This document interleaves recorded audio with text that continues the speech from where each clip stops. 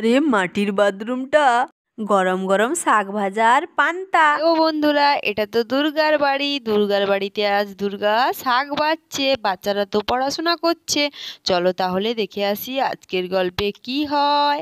একে এক চন্দ্র দুই দুয়ে দুই পক্ষ এক তিনে তিনে তিন এক নেত্র তিনে চারি তিন এক বেদ চারি চার পঞ্চ এক পাঁচে পাঁচ। পাঁচ ভালো এক লাগছে ছয় না আর পড়তে, ছয়। কখন থেকে পড়েই যাচ্ছি পড়েই যাই বাবা, না হলে বকবে আন্টি তখন। ABCDEFGH।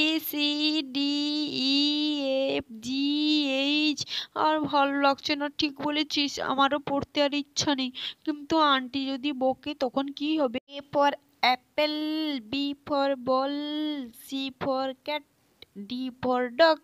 ভাল লাগছে না পড়তে, মনটা তাই খারাপ খারাপ করছে, আমার ভালো লাগছে।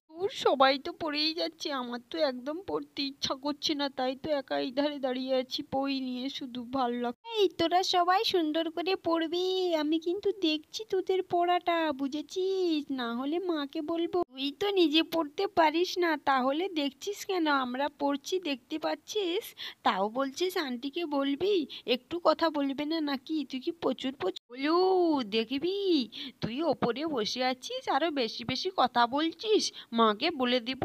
বল দেখি, তারপর বলবো তুই আমাদের ডিস্টার্ব করছিস, পড়তে দিচ্ছিস। বলু, তুই চুপচাপ বস, আমার কিন্তু খুব রাগ উঠেছে।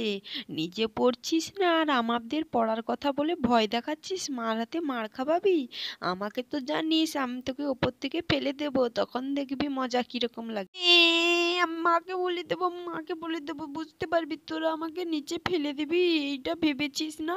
দিয়ে নিজেরা পড়বি না তো দেখবি মজা, মা মারবে তোদের। হা হা হা।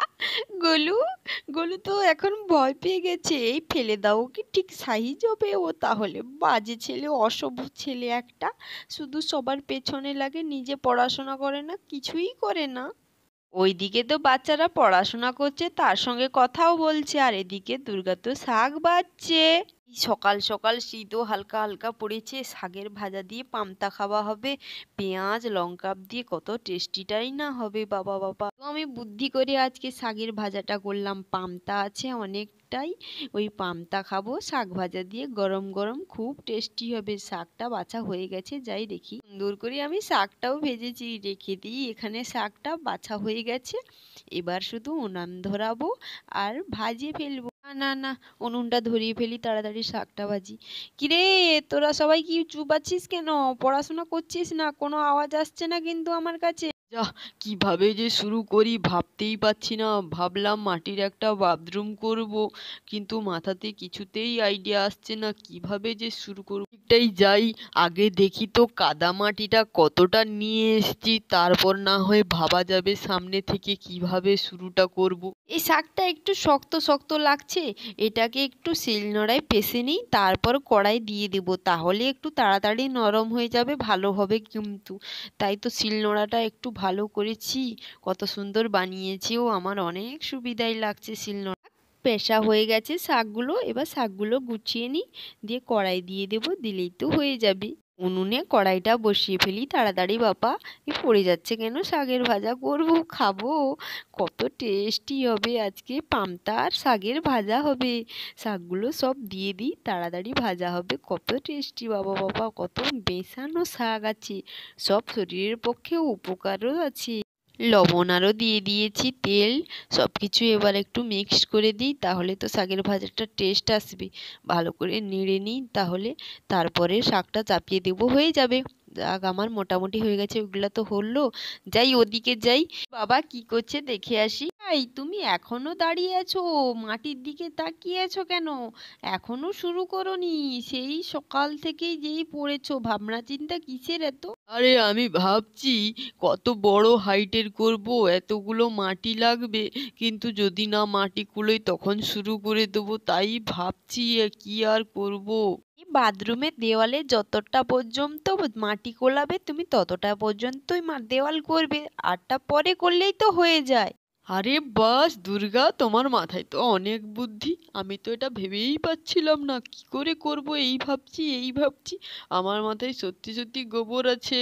হ্যাঁ হ্যাঁ, তোমার মাথায় তো গোবরই আছে। আমি যাই, আমার তখন শাকটা পুড়িয়ে যাবে। তা এতক্ষণ ধরে এইসব ভাবছে, কতক্ষণ করবে। কিরে, তোদের পড়াশোনা হচ্ছে না চুপচাপ বসে আছিস? আমি যাই বাবা, শাক ভাজাটা দেখি, চুঁয়ে যাবে না নষ্ট হবে। না না, শাক ভাজাটা তো এখনো হয়নি, আর একটু সময় লাগবে মনে হয়, তারপর হবে। না না, সেন্টও খুব ভালোই আসছে। শোন শোন, বাবা একটা কি করবে মনে হয়, কতগুলো মাটি নিয়ে এসছি দেখ ওইদিকে, কিছু একটা বানাবে আমার তো মনেই হচ্ছে। হ্যাঁ, আমারও মনে হচ্ছে, কিন্তু আমি তো বুঝতে পারছি না কি বানাবে। বাবা মনে হয় আবার নতুন একটা আমার জন্য রাজপ্রাসাদ বানাবে। তোরা তো পচা, তোদের সঙ্গে থাকবো না। রাজপ্রাসাদ না রে, গোয়ালঘর বানাবে তোর জন্য। ওর সঙ্গে সবার তো এখানে লড়াই শুরু হয়ে গেছে, কথার লড়াই। বলতে হবে দুর্গার মাথায় অনেক বুদ্ধি। প্রথমে শুরু করে দিয়ে এই মাটিগুলো দিয়ে তাড়াতাড়ি। ঠিক কথা বলেছ, ওকে গোয়াল ঘরে রাখা হবে বেঁধে বেঁধে। হি হি হি, গোলুকে গোয়াল ঘরে রাখা হবে, খুব ভালো। আমি ঘাস দেব তোকে। আমাকে গরু বললো, গরু বলেছে আমাকে। কাঁদিস না কাঁদিস না, তোকে কে গরু বলেছে রে? তুই তো ছাগল, তুই তো গরু না। বাবা, তোকে ছাগল বললো? তোরা ছাগল, তোরা গরু, আমি মানুষ, বুঝেছিস? আগে বইগুলো গুছিয়ে নিই, তারপর তোকে দেখাবো তুই ছাগল না গরু। তোকে ঘাস দেবো, খড় দেবো, তুই কোনটা খাস তখন বোঝা যাবে। ও মা, মা দেখো না, এরা আমাকে কিরকম বোকা বানাচ্ছে, বাজে বাজে কথা বলছে। না, আমাদের পড়া হয়ে গেছে, আমরা উঠছি এখন। সব বইগুলো ভালো করে গুছিয়ে নিই, এখন একধারে রেখে দিই, তারপরে আঙ্কেল কি করছে গিয়ে দেখবো। খুব মজা হবে কাদামাটি। আমি বাবা আগে চলে যাই, যদি একটু কাদা ঘাঁটতে দেয় বাবা তাহলে ভালো হবে, আমি একটু কাদা ঘাঁটবো, ওরা যেন না আসে। বাপারে যা, আমার তো শাক ভাজা হয়ে গেছে, এবার শাক ভাজাটা নিচে নামিয়ে নিই। ভাজা হয়ে গেছে যখন, নামিয়ে নিই, গিয়ে ওখানে যাব, কত দূর হলো বাথরুম করা দেখে আসি। শাক ভাজাটা চাপিয়ে দিই, তাহলে গরম গরম খেতে হবে। না, মোটামুটি সব কিছুই হয়ে গেছে।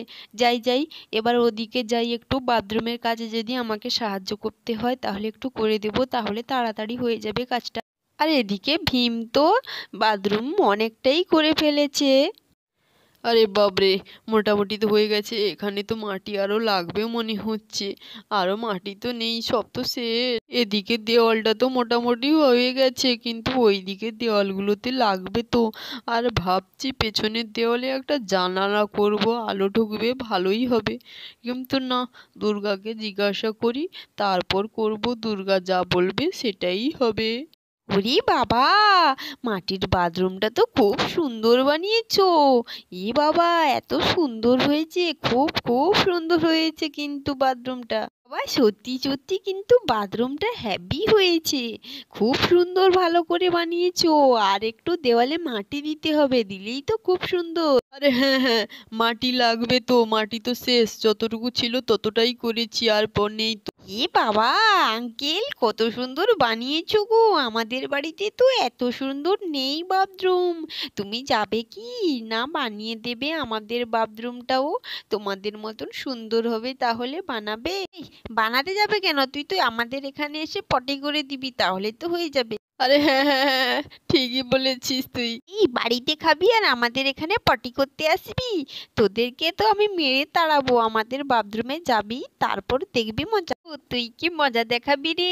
আমরা দুজন এসে চুপি চুপি পটি করে দিয়ে চলে যাব, তুই তো তখন ঘুমোবি, কিছু বুঝতে পারবি না। কি করে বলবি আমি করেছি? বলতে বলতে দুর্গাও চলে এসছে বাথরুমের কাছে। আচ্ছা আচ্ছা, যতটা মাটি ছিল অতটাই করেছো, ঠিক করেছো। এই তো হয়ে গেছে, অনেকটাই হয়ে গেছে, আর একটু মাটি দিলেই তো হয়ে যাবে। তখন বলছিলি কেন তাহলে হবে না হবে না? আরে দুর্গা, তখন তো ভেবেছিলাম হবে না, কিন্তু দেখছি তো অনেকটাই হয়ে গেছে, আমি তো ভাবতেই পারিনি। আমি বলছি মাটি লাগবে লাগবে, কিন্তু এতটা হবে, মাটি অল্প লাগবে। কিন্তু তুমি যা ভাবছিলে একদম হবে না, হয়েই তো গেল, কত সুন্দর হলো। হ্যাঁ হ্যাঁ, ঠিকই বলেছো, সেই হয়ে গেছে, আমি শুধু শুধু একটু চিন্তা করছিলাম। আমাদের কিন্তু মাটির বাথরুমটা খুব সুন্দর হয়েছে, আমাদের কিন্তু খুব পছন্দ হয়েছে। আমরাও একদিন পটি করতে আসবো, তোমাদের এই মাটির বাথরুমে কিন্তু আসবো। আচ্ছা আচ্ছা আসবি নয় একদিন, ঠিক আছে, ভালো লেগেছে যখন একদিন আসবি এখানে পটি করতে তাহলে। বাবা ছোট্ট বন্ধুরা, এই মাটির বাথরুমটি তোমাদের কেমন লেগেছে? দুর্গাদের তো সবার খুবই পছন্দ হয়েছে। তাহলে আজকের গল্পটি কেমন লাগলো? চ্যানেলটিকে সাবস্ক্রাইব ও লাইক কমেন্ট করো।